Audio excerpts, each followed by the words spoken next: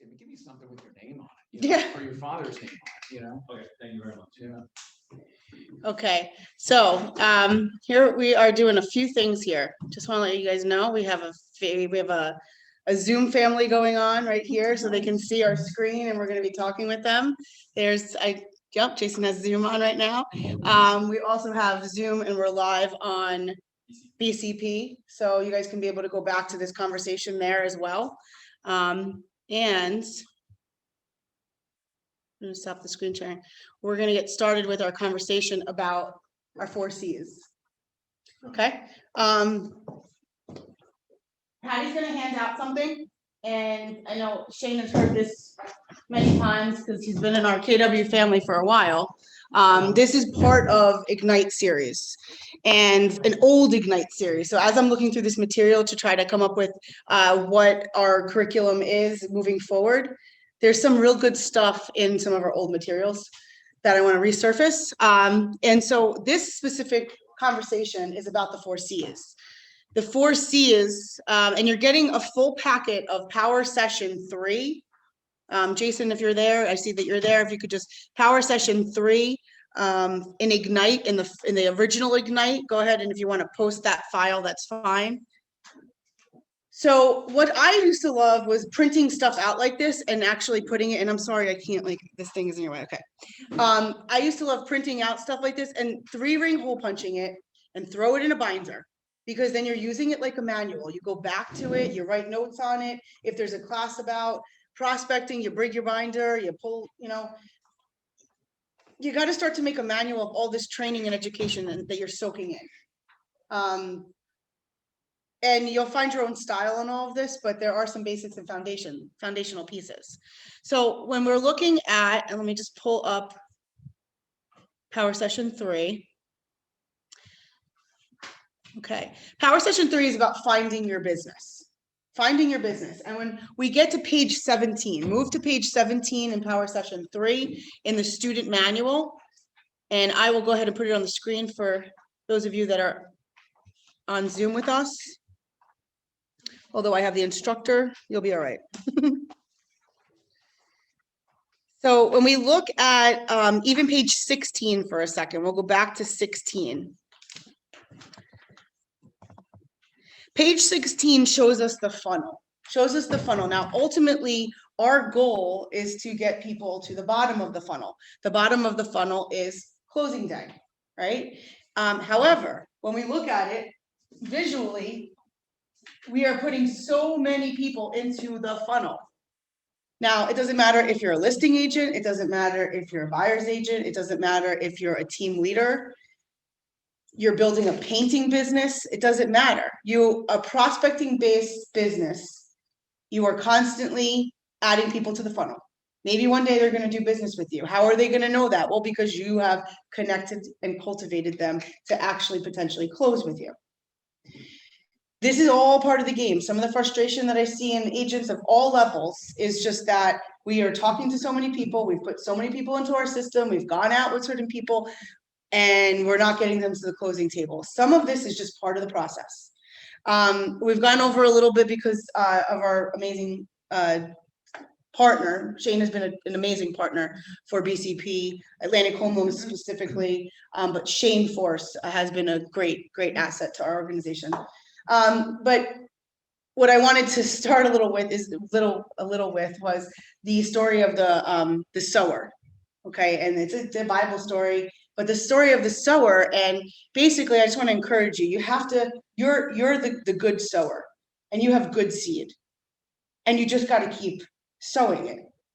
And you can't get upset when the birds get it, the thorns get it, all the heat gets it, all the things that come at you that get it.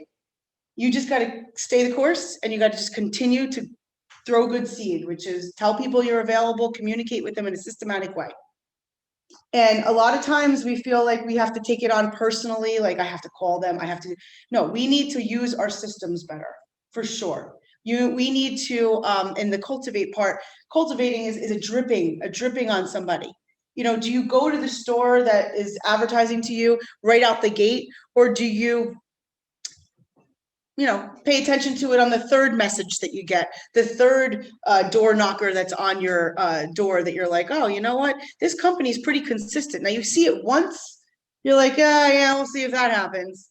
If they stay in business, the pizzeria that opens up, we'll see if they stay in business. Nothing ever works out there.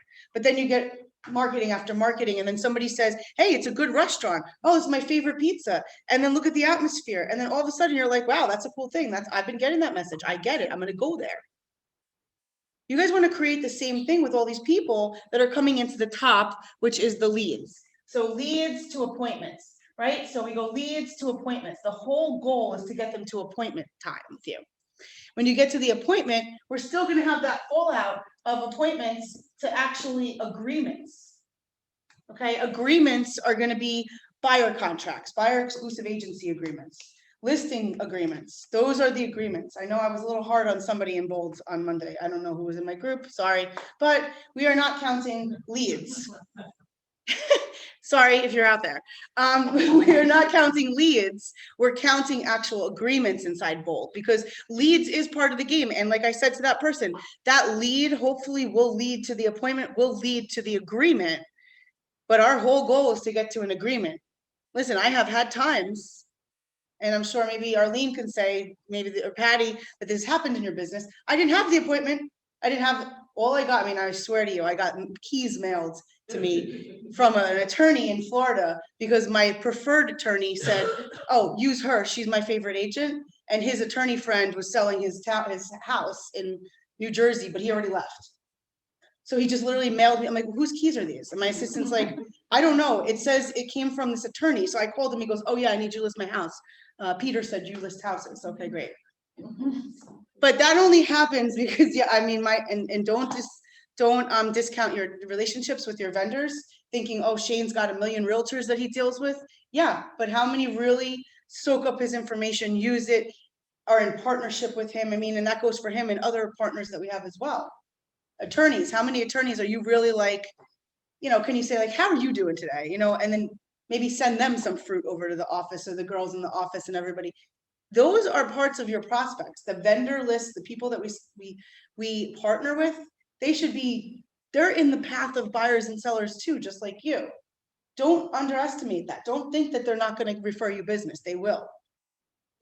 Got it. I'm just gonna say business to business. Right, B2B. And that's what B2B is. So when people are like, what does that mean? What does this mean? B2B is business to business. And that is something that was talked about in bold, if you are in bold. Okay, so then we get agreements down to contracts, because agreements is one thing. Now we got to get a contract. The contract is going to be the buyer executed contract, the listing agreement that then brings the contract. That's a whole nother set of skills, the negotiating to get to that point. And then beyond that is now we're going to close it. So if you guys have any questions, you can go ahead and put it in the chat. I see that there is some chats going on here. Okay, awesome. Great. Thank you. All right, so now on page 17 is where we are talking about the 4 C's of prospecting. So the 4 C's of prospecting. Where's my...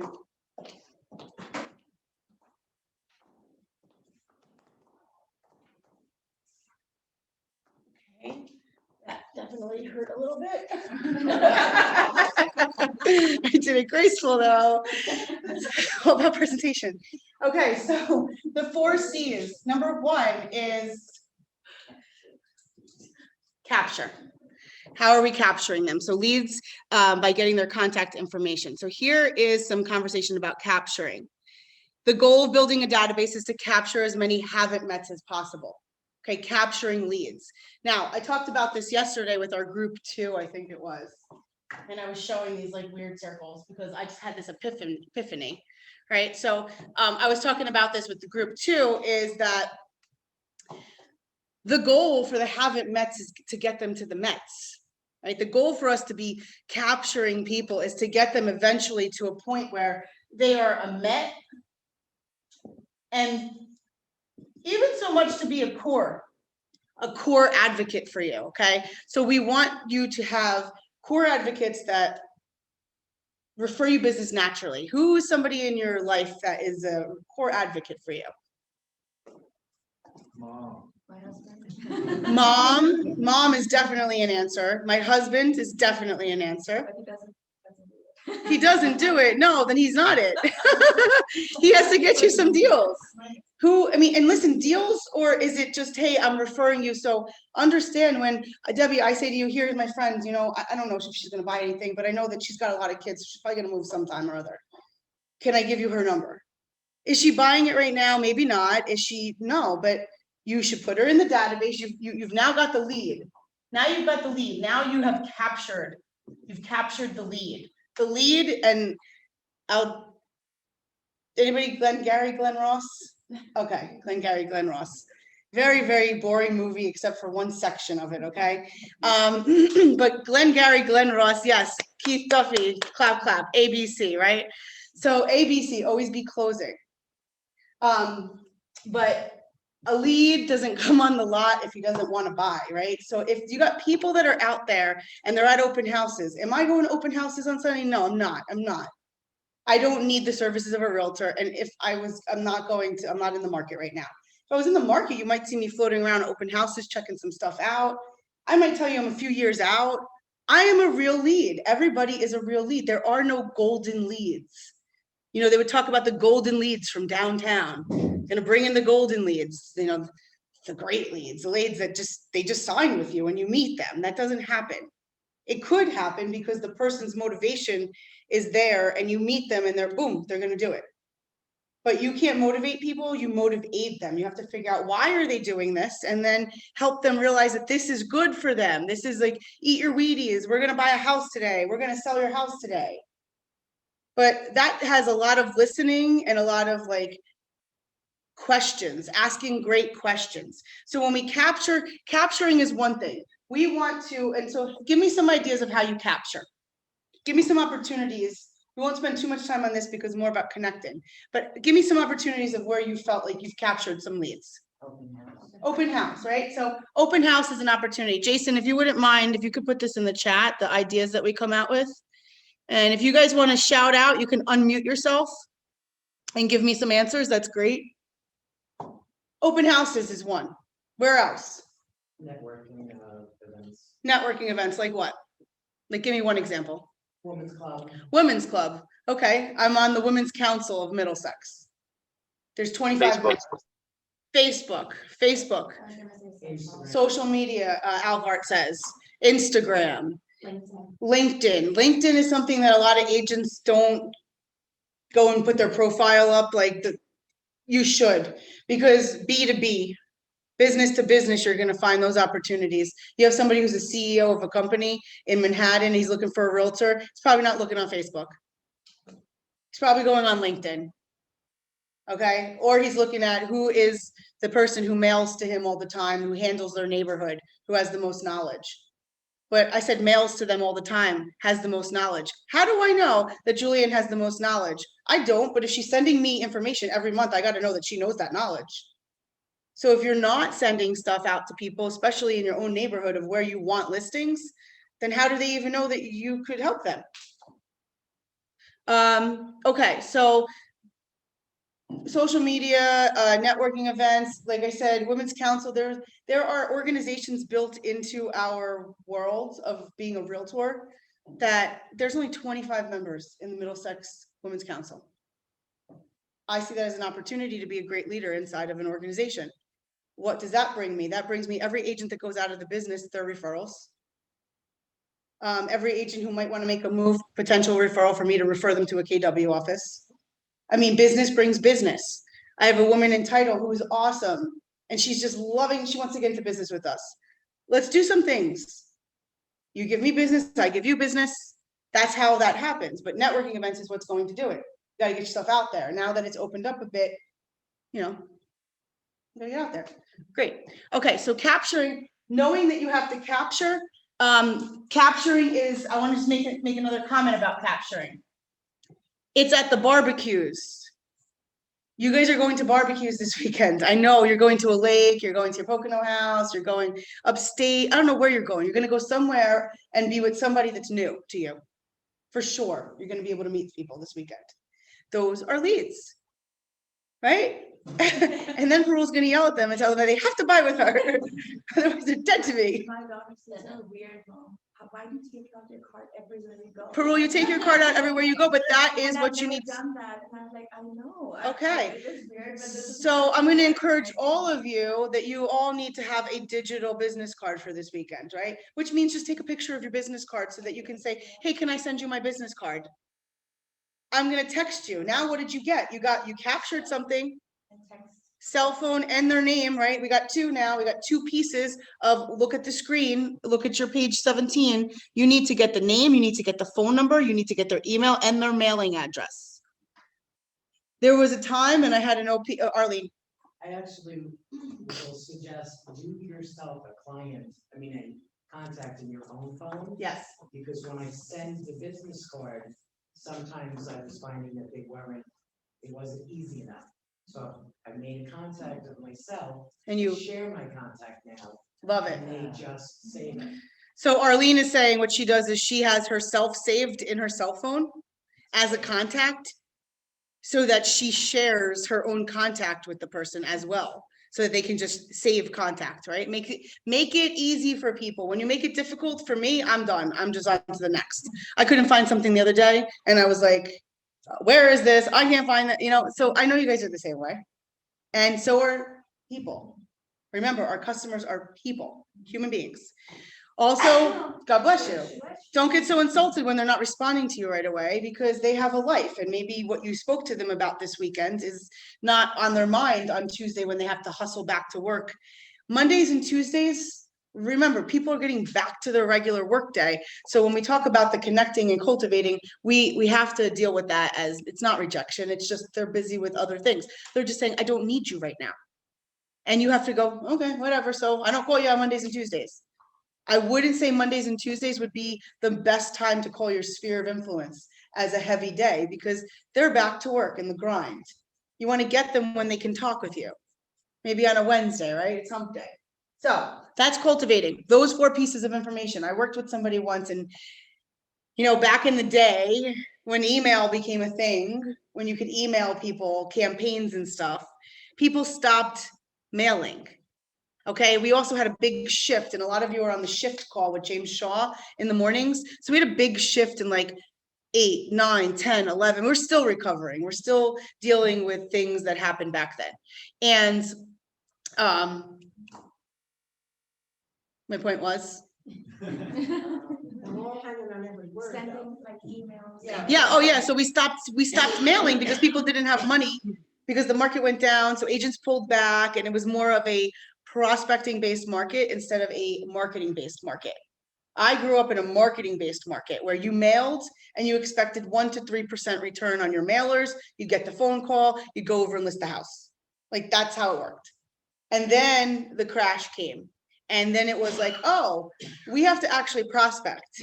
And then we complement that with mailers. And then that shows people that we're really working. Well, at that point, this person specifically had a database of about 5,000 people, and he killed all of the addresses, the physical addresses, because it was like obsolete at that point. Functional obsolescence, like in our database world, killed all the addresses, just deleted them. A few years ago, he's like, oh my God, now Gary Keller is telling us we need the addresses because if we have the addresses, then we can point our tool to give them what? What are we going to put them on? Neighborhood nurture. Every month they'll get a neighborhood nurture. Every 2 weeks they'll get a neighborhood nurture. If you use the smart plan, neighborhood nurture. Now, Kevin teaches that every Thursday at 11 o'clock. It is open to everyone. 11 o'clock on Thursdays, Kevin from the Rutherford office teaches smart plans and neighborhood nurture. So if you don't know how to implement one, learn it. If you do, or you're not sure, Arlene's point, put yourself inside your commands, put yourself inside your database and put yourself on those tools that you're going to start to give to others so that you get to feel it.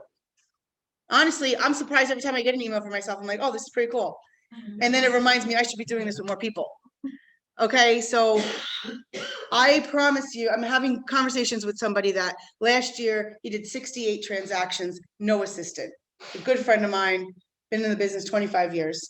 And his whole thing is Step 2 and 3 of the law of lead generation. And that's in the red book, and we're not going to get into that because we just finished that MREA club, right, Patty? Yeah. So that is 2 and 3 is feed it and communicate it in a systematic way.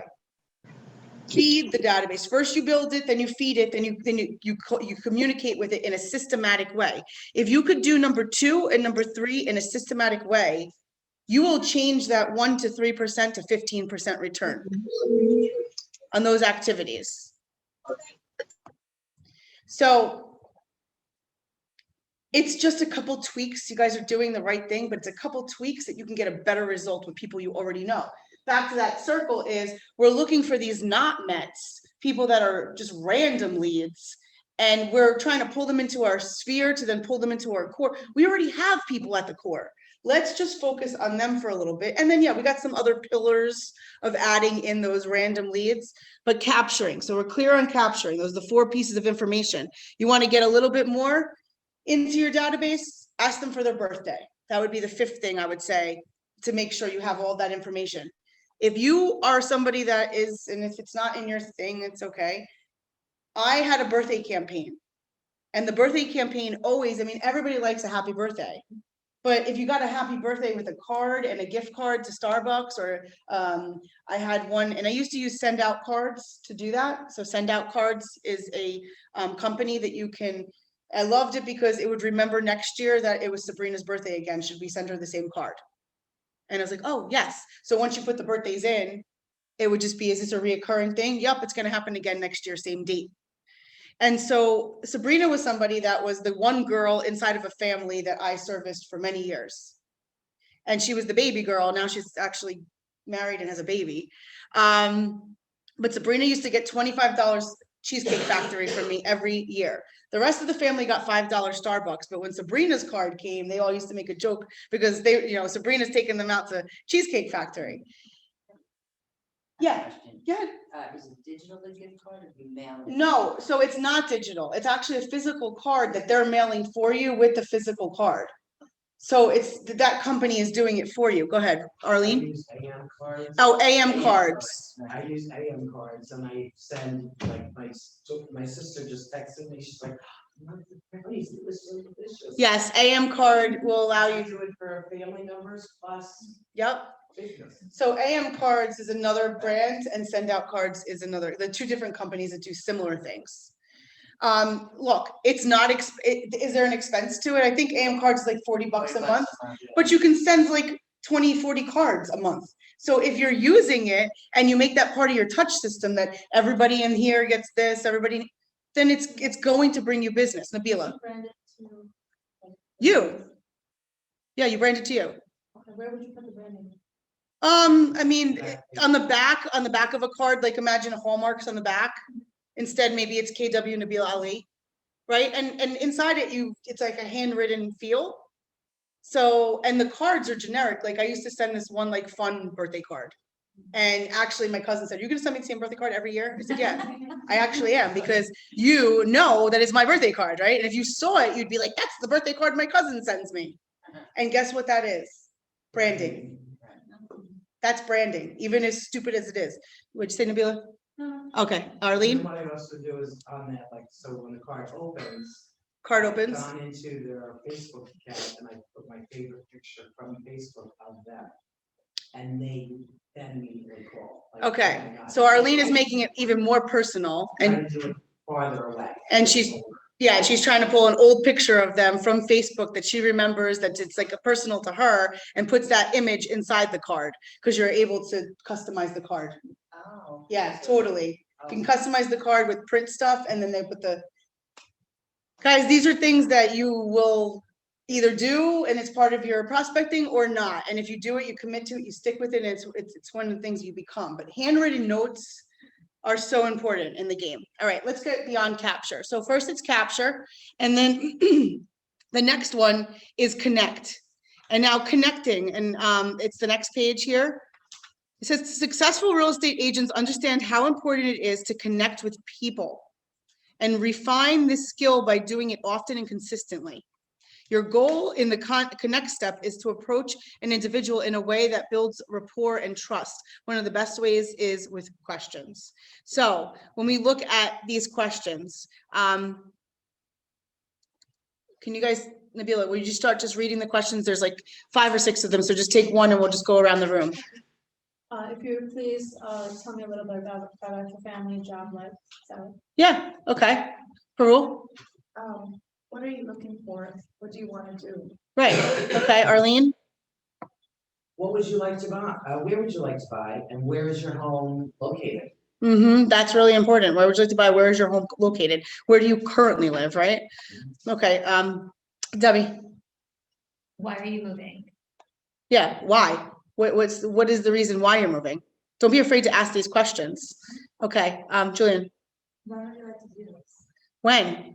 Is it important for you to know when? Absolutely. They may say, oh, 2 years. Well, what do you follow up with after? If they were to say 2 years, what would be a follow-up question?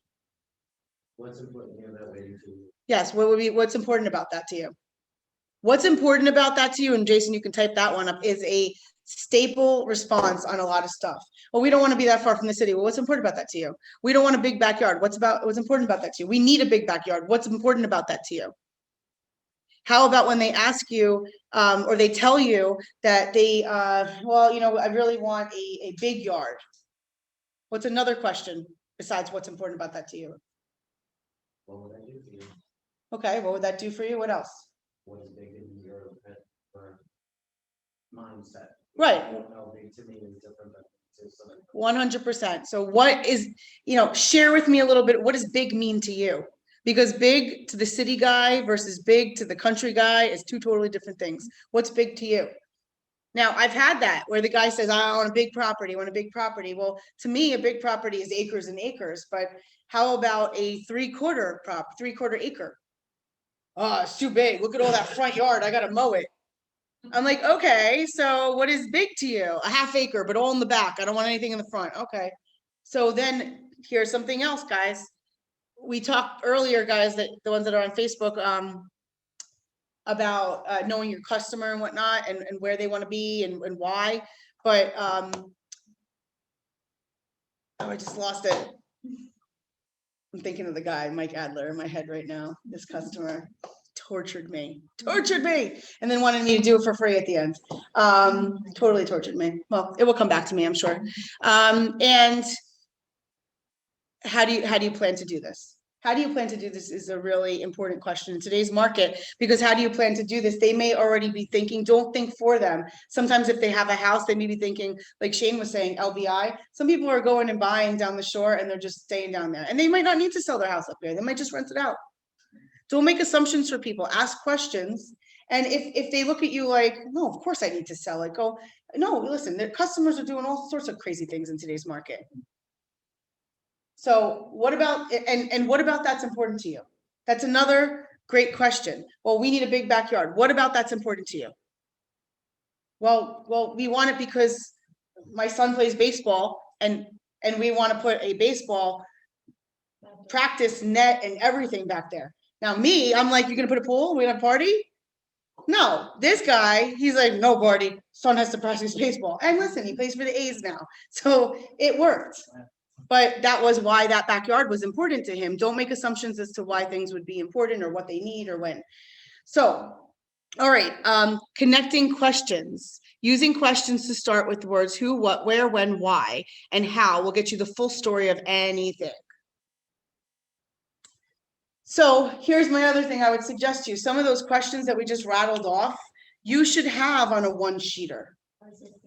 Yeah. You always forget because. Yeah, have it on a 1-sheeter. Had a boyfriend that was in real estate years ago, and he would have his coach, Tony Costello at the time, encouraged him to write 25 questions out.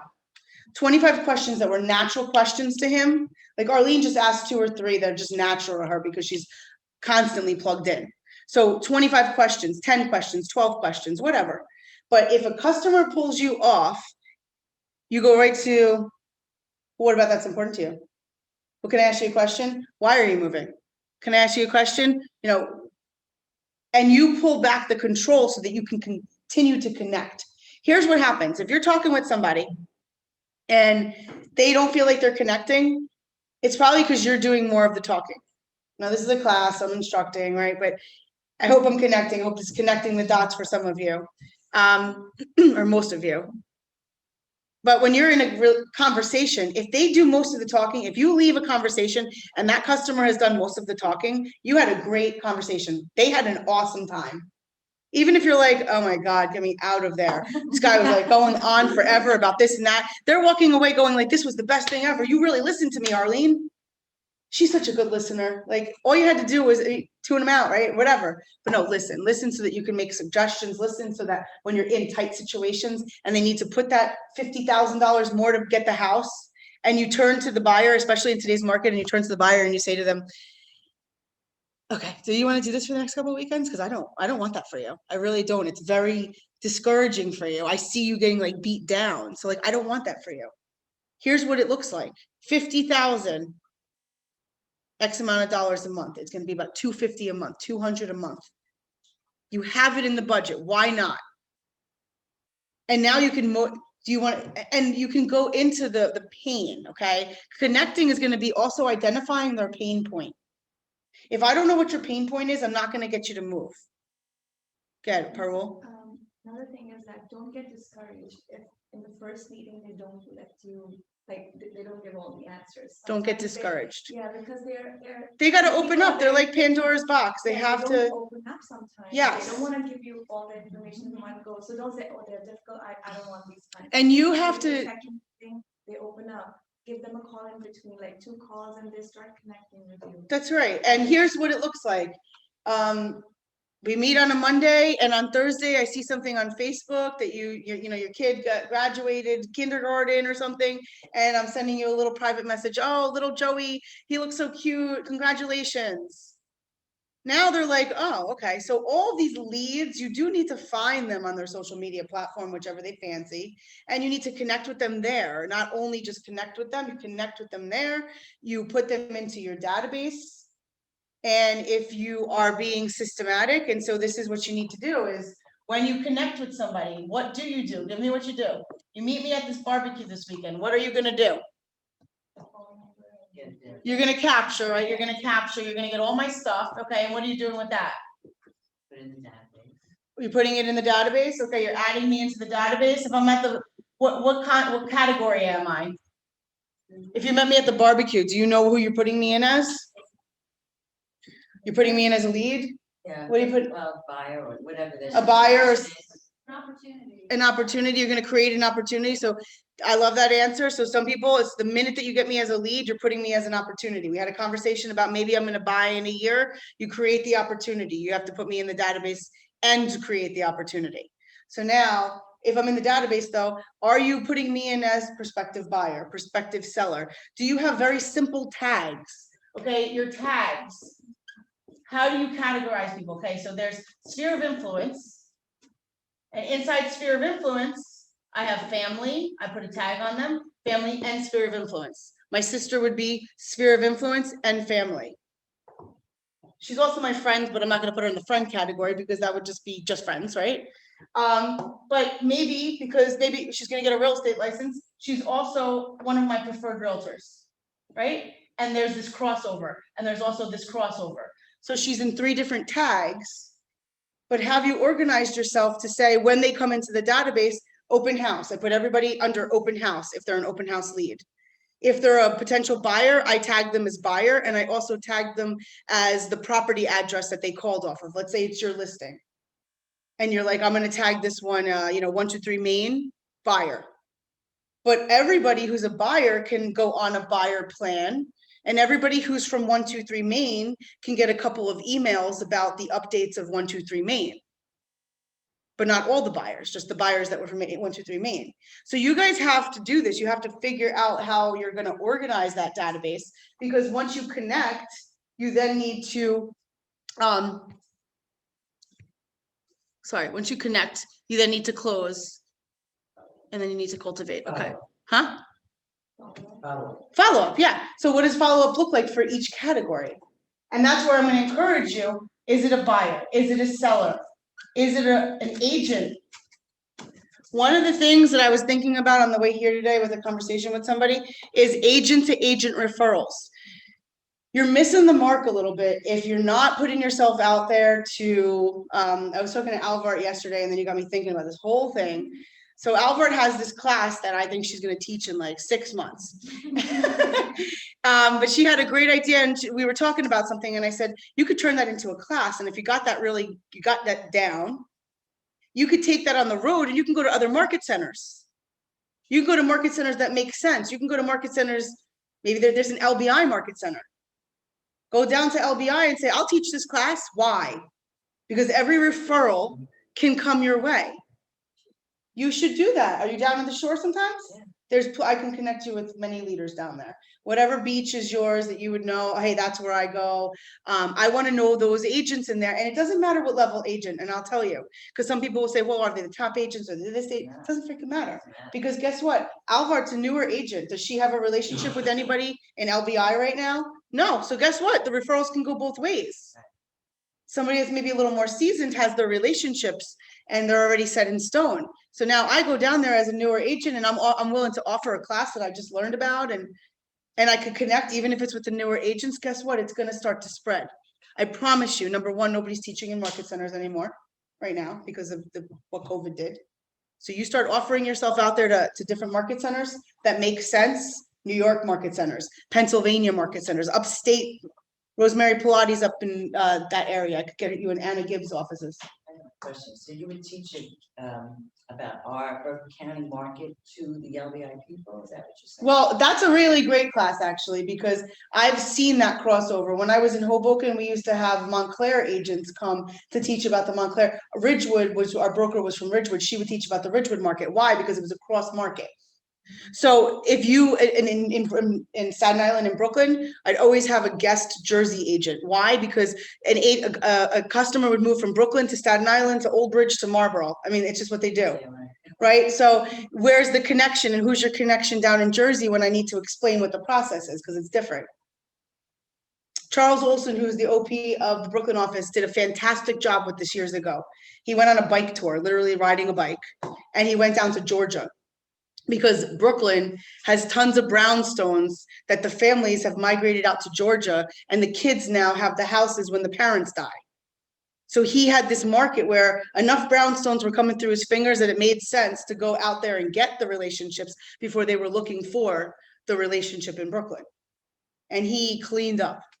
Steve Gendel, most of you know him as a trainer. Steve would always be in my market centers, in Monmouth, in Hoboken, because in Livingston, they would either go up or go down, or go out, and he was our referral agent for the Livingston area. You have that opportunity. Okay, so you need to categorize, and with that, I'm saying create a database of agents as well, because agents will give you referrals. Who's licensed in New York in this room? 2 people, that's it. Alvart, Nabila, that's it. If you have a New York referral and you have a relationship in this room, you know now where it goes. Anybody on here licensed in New York? I don't want to miss you. Okay, so on closing, the next page is closes. There are 10 closes. You have to get really good with this language. Just start from the room. Let's just hear what they sound like. I'll start. Let's meet. Alvart, just start there and just sneak it. The soft close. I just said, Yeah. I really enjoyed visiting with you. When would you like to get together to discuss this further? Sure, that's the soft close. It's just a nice little, when would you like to get together to discuss this further? Next, the direct close. Can we meet today or would tomorrow be better? Right, I'm gonna tell you when we're gonna meet, basically. Next one, indirect close. Would it be okay if I get you some information to look over and then we can meet to discuss it? Right, so would it be okay if you put me to work a little bit and then we can meet to discuss it? It's a little kind of around but I'm asking you for the appointment. Next one, the trial close. I think you would agree that we have gone over enough today, that meeting would be our next step. I think you would agree that we've gone over enough today that meeting would be our next step. Wouldn't you agree that meeting should be our next step? I mean, I think we've gone over enough, and wouldn't it make sense that the next step is we get together? That's a very soft way to put that. It's not in your face, but you're asking for the order. Keith, am I boring you? Because if you yawn one more time, I'm gonna come over there. He's yawned like 3 times. I'm not kidding. You need oxygen, dude. I'm staring at Starbucks waiting to get my coffee. Okay, I'm just busting chops. I needed a laugh. All right.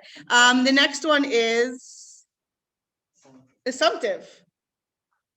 Sounds like we should meet. I'm available most times this week, so what works best for you? Right. The negative positive close. Would you be offended if I asked if we could meet to go over this? Yeah. I don't know. You don't like that I one? don't like You don't have to that. like everyone. I love that you're even reading them. I don't like the word like offended. Offended? Okay. So understand your word choice is, and we were talking about words yesterday, right? So word choice is really powerful, right? Would you be offended?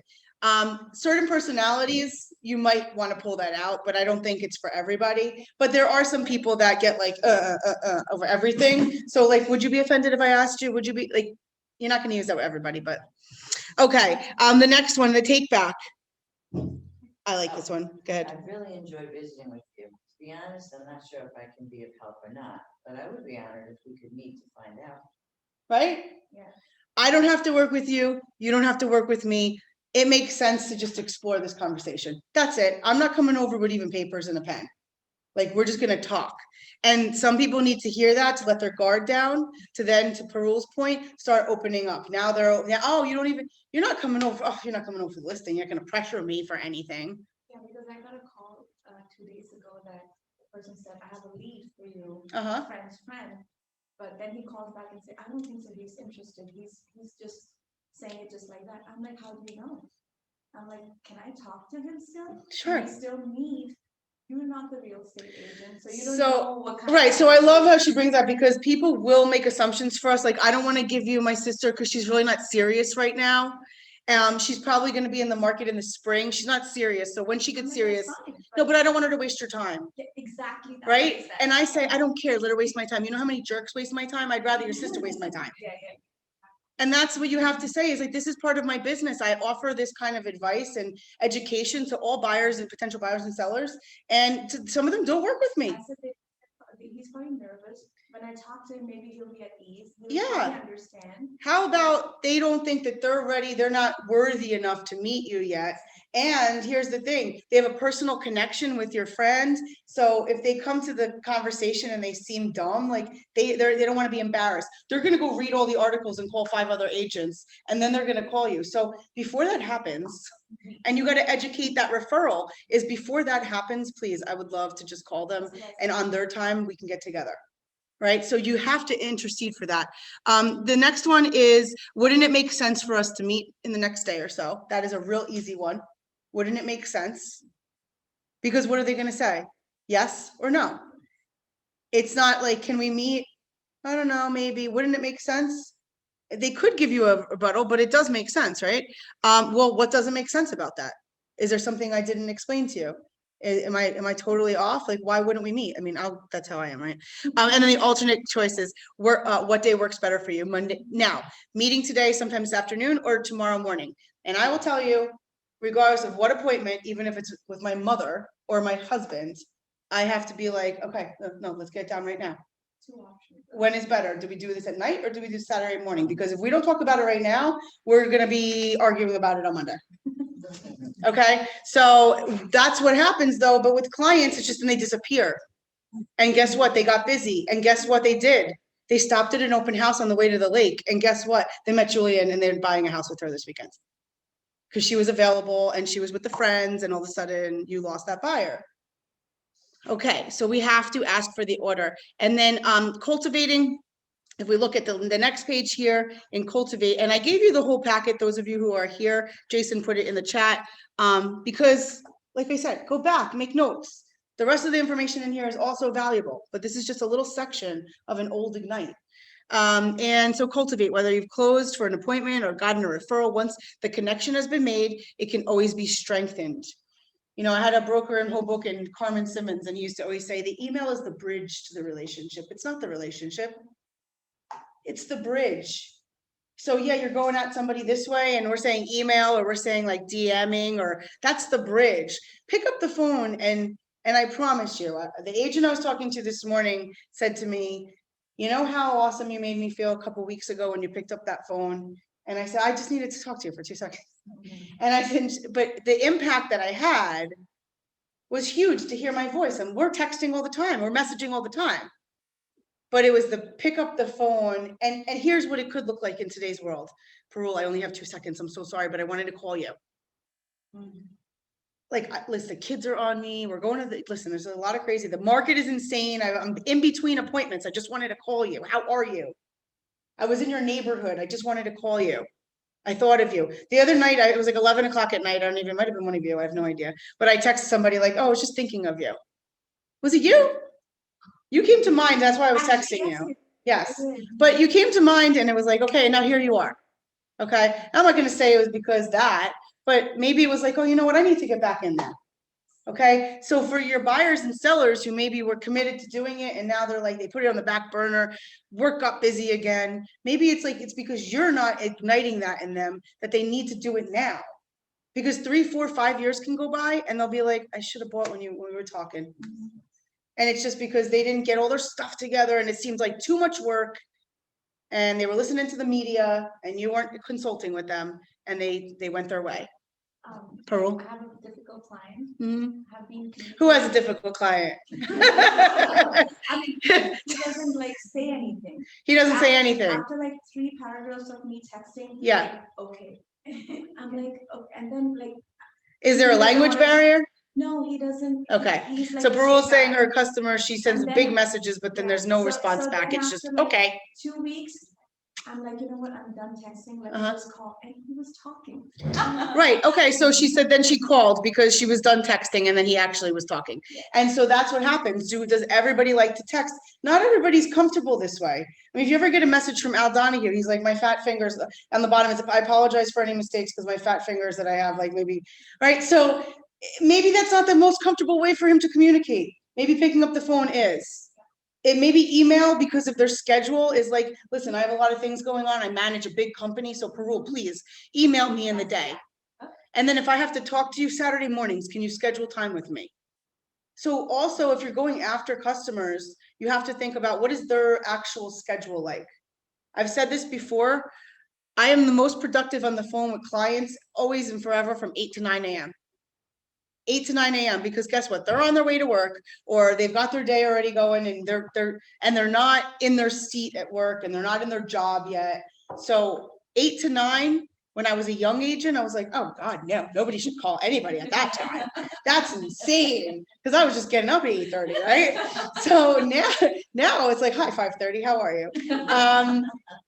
And if you have somebody who's running a household or a family, like 8 o'clock in the morning, everything's moving by then. So it's not intrusive. 9:30 when work is going, it might be a little crazy, or the kids are starting to do their activities, it might get crazy. 3 o'clock might be a quiet time. Everybody wants a 3 o'clock coffee or 3 o'clock conversation, a little fun, get out of your seat. 3 o'clock is a good time. 5 o'clock, people are in the car driving home. If they're working from home, maybe not such a great time. They just got off, they want to take a break, they want to go outside, they want to get air. Doing dishes time, 7:30 to 8:30. Can mom take a call while she's doing the dishes? Can dad go in the office and take a call? The kids are watching their show. So think about our prospecting times and our cultivating times. Because now when they do need to actually buy or sell, you don't have to worry about any of that chasing. They're literally on your phone like every second. Like, what did you do today? What's happening now? Any of the offers? What do they say? Do they like it? Okay. So you're not going to have to worry about the communication with them once they're in the process of buying or selling. It's really just getting them to the point of, am I your trusted realtor? I feel like I might be. Am I? And then you all of a sudden, because they send you a referral before they're even buying anything or selling anything. So in cultivating, it says whether you've closed the appointment or gotten the referral, once the connection has been made, it can always be strengthened. It's an ongoing process. The relationships established here will continue to build as you keep in touch and perhaps eventually do business together. Perhaps. Inside the database, here's the goal. 100 people in your database, 10% of those people are going to move this year. God bless you. 20%, you're gonna have 20% opportunities in there. 10% of them are gonna move. Another 10% of them probably have a deal to give you. So let's just go with 10% out of your database. You should be able to do in the next 10 years, 10 transactions a year. Everybody in that database should be able to buy from you in the next 10 years. In the next 5 years, they're all gonna move. If you think about it. 7 years, right? We're at a 7-year tenure at this point. They kind of stretched out a little bit. So we used to be at a 5 to 7. It's more like a 7 to 10, 7 to 12 year tenure of people staying in their homes. So if you have a database of 100 people, you can bet yourself that at least 80% of that database is going to move in the next 7 years. Are you going to be the realtor that services them? How will you be the realtor that services them? Because you will put them in the database, you will connect with them, you will put them into the opportunity, you'll put them on a pipeline, you'll put them into a smart plan, you'll have a communication touch system. And here's the last thing I just want to share with you is, yep, and there's all the people that we could be putting into our database, is that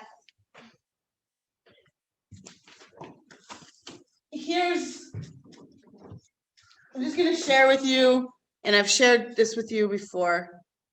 Stop share. Okay. I call this the Adele school of thought. This is how I learned, and this is what I did. And in the first year, I did 21 transactions. And the second year was 28, and then 38, and then 48, and then I became a team leader. So it's not like I didn't do this myself. I was out there grinding. I was handing out pumpkins. I was pulling wagons. Yeah, okay. So here's the deal. You all need to decide what you're going to do. And creating a system for buyer, seller, sphere of influence is really important. If you would just come up with, here's your 12 direct, and here's your 12 email. Okay, so in your 12 direct, January, February, March, April, May, June, July, August, September, October, and November and December. Boom, that's the year. What's your budget? Somebody tell me how much you could spend a month. If I said, I'm gonna give you a marketing plan, how much can you honestly spend a month that it won't hurt you? $100 a month? What, $100? Okay. $100. So if I spend $100 a month on a direct mail, somebody do the math for me, please. Let's just say it is 80 cents a piece. No, you know what? I'm gonna do easy math. $1. Okay, $1. Why? Because I'm going to say $1 as an average 12 touches divided. $1 would be the quarterly shelf pieces. So, okay, $1. That means how many people can I market to a month? 100 people. 100 people marketed to this way should give you a 10% return on this. Okay, you should be able to do 10 transactions from just that. Yeah. 2 questions. Yes. So 100 people is like maybe one neighborhood, right? It's not like a town, like you're talking about. 100 people is one street, Right. Honestly. It's not. I mean, I used to market to 3,500 pieces. That was most of Manalapan, the neighborhood, not most of Manalapan, actually it was like a third of it, but it was certain neighborhoods that I had done business in over the couple of years, right? So in this is 100 people, and I'm not even saying neighborhoods. I'm saying you start with your sphere of influence. You start with the people that you already know because they're already in the circle. If we go find other people, that's other stuff. That's the circle prospecting that you have to do. The open house prospecting that you have to do. That's different. Debbie, see, I'm calling Ann Debbie now. That's okay. Debbie, meet Ann. You guys look like each other. Okay. What if the SOI is out of the state? Out of the state, fine. We have the ability to put them on. Our command allows us to have the IDX of all of our offices inside KW. So if they're in Georgia, you could put them in you can put them on an Atlanta drip. From your command, save search. Okay, you can do that. You could put them on a neighborhood nurture. And as far as what we're going to mail to them, it's just going to be market stuff. It doesn't matter. We want referrals from them. You're just showing them that you're working. So what it looks like is a shelf piece. A shelf piece is December. What's December's shelf piece typically? Christmas, holiday, Okay, what else? Calendar, okay? calendar. So you're sending a calendar. That's what Yeah. you're saying. One of those calendars, right? Now, I don't suggest the small little calendars. I suggest a jumbo mag, which actually allows people to write in the box. And they do come out to like $1.80 or something once you're done mailing them. But if you're spending 100, it's really not that much. And then the rest of it's going to even it out. So a calendar in December. We have to stay away from the Christmas, the Hanukkah, the religious type, or because you want it to be a plan that you can send out to everybody, right? So we don't want to offend anybody's culture, or religion at all. It needs to be all generic. We're here in America. American holidays are great, right? Thanksgiving, 4th of July. New Year's. It's New Year's. We just want to stay neutral. What? Cards. I'm talking cards, postcard, whatever, right? So here, we got a calendar. In March, I would always send out a notepad. I'd get the notepad and had my little face on it on the top, but it was the notepad that the actual face was printed into the paper, not the one that had the magnet where when you ripped it off, it was just a piece of paper. Why? Because every time you rip it off, my face was on the paper. So if you had the note, you had my face. Every single note had my face. I did grocery bags. Grocery bags. So, but here's the thing, I'm talking about specific to the house, and I'm sending them a notepad in March. By September, they need another notepad. September, because it's like back to school, everybody's got the list making and stuff like that. I had people calling me for the notepads. Do you have any more notepads? Oh, one guy just gave me the notepad, gave me the listing because of the notepads. I was like, okay, whatever. Notepads. Then where's the other one? July. This one for me, I would do a bookmark with a summer reading list. Okay, I did summer, like Manalapan always had like the recreation always had like events going on, what festival was happening. The Monmouth County Fair was always July 26th week, so I always had that there, but I gave them like, here's what's going on in the summer. Okay, it was a June thing or a July thing, right? So that was, these are shelf pieces. So 4 shelf pieces going out to the 100 people. Then this is what? This is a year in review. This is market stats. This is Q1. This is Q2. This is Q3. November, Thanksgiving. August, I don't know, figure it out. February, what could this be? If you're Circle of Excellence, you can actually put your own stats in there in February, because you're not allowed to market that until like February, whatever, and they tell you. So that was what I always did, was my own personal results, thanking all the families.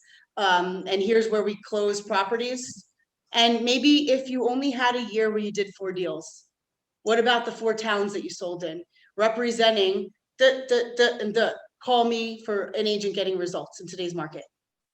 Like, that's what this could be. This could be a you piece, all about you, welcoming them into the new year. This is a year in review, the calendar, the notepad, the Q1. The Q1 is what happens in Q1. I've shown you guys where you can get those kind of reports. You have Najar access. Najar has amazing reports that you just like within a touch. So if you haven't set yourself up on Najar.com, please do. You'll need your NERDS number, NJAR.com, and you will be able to do market research like that in all areas of New Jersey, any county, any town. Now, and for like a Georgia family member, they may only see like a snapshot of New Jersey, but hey, you're the Jersey referral girl. That's what you're promoting. Now, to your point is, if you have a lot of people in your sphere that are outside of our area, maybe this piece is talking about how you can, maybe this piece is saying how you can service. Here's the message. Global company, global reach, local expertise. Could you also talk about how you could refer them to an agent in their area? You don't even say that. You say, I have partners all over the country. I have realtor partners all over the country. But that's what this piece could be. So we have a year in review in January. It looks like F you, but it's all about you right here. We're live. Okay, and then notepads would be the shelf piece, because now they can keep it. I would stick the little, I cut the magnet. I would get Layton Printing, Layton printing.com. I used to cut that. So I go to Staples, get the magnets, which are the business card size. You can cut them in 4. You don't need all that magnet for a little notepad. And then you get the notepads and they actually have the envelopes with the window so you can see your face when it goes across the mail. I mean, you spend a little money on that kind of stuff, and then that's the stuff you have for your open house. When you walk a neighborhood, you do circle prospecting follow-up. You send a little note card. Week later, you send a notepad. Week later, you send another note card or a market snapshot. You pick up the phone, and now you're connecting and cultivating and closing. But this here is a 12. So what do we have? Jennifer, March, April, May. I don't know. I mean, there's a lot of. Here's what I would say in these question mark ones. Make yourself a card that just says, what's the value? What's the value of your home in today's market? What's your home worth? Contact me. If you go into commands, in commands in the lead generation aspect tab, you'll see what's my home worth. What's the value of your home in today's market? Just take that postcard and make it. And if you made it, and here's what I will tell you, this is a Adele trick. She would get that postcard. Actually, she would get another postcard that was real small. It wasn't the big one. It was small. It was black and white because she would print thousands. And it would just say another home sold by Adele tomorrow. And actually say another home, and it's listed, under contract, or sold. And her admin would check off the box. Listed, active, because she could use that same card. She could get thousands. She had boxes of those cards. Every listing that they took, they would take a stack, listed, put the address in. It went out. Listed, address in. Now, I'm not asking you to do that. But here's what happened. When that card came across the mail, it's like, oh, Adele did it again. Adele did it again. Adele did it again. One listing would get 3 cards under contract and then closed. That neighborhood knew who we were. Then it was really easy for me to slide into the same neighborhood. We lived in the same neighborhood. So I was like, hi, do you mind if I do the same neighborhood? And her answer was like, listen, let's dominate Monmouth Heights because some people love me. Some people don't love me. Some people love your family. Some people don't. Let's just dominate. And we did. We dominated Monmouth Heights when I came into the market with her. So fast. You did? Knox Lane forever. Love Monmouth Heights. All right. So global reach, local expertise, and that quarterly piece could be the same exact piece. You can go ahead and order that in bulk. What's your home worth in today's market? And you can, now, do you have to have a system that sends this out? 100 postcards is not much. I used to bang out 3,000 on the floor with the stamp and everything every month because we didn't have systems like that. We had to physically do it. Yeah. Child labor works too. Yeah, bribing. All right, guys. I hope this was of use, guys that are on Zoom. Thank you for your time. This is going to get posted if you need to revisit it. It's also on the BCP group, and we were live, so we'll have all that recorded. But thank you, guys. Thank you.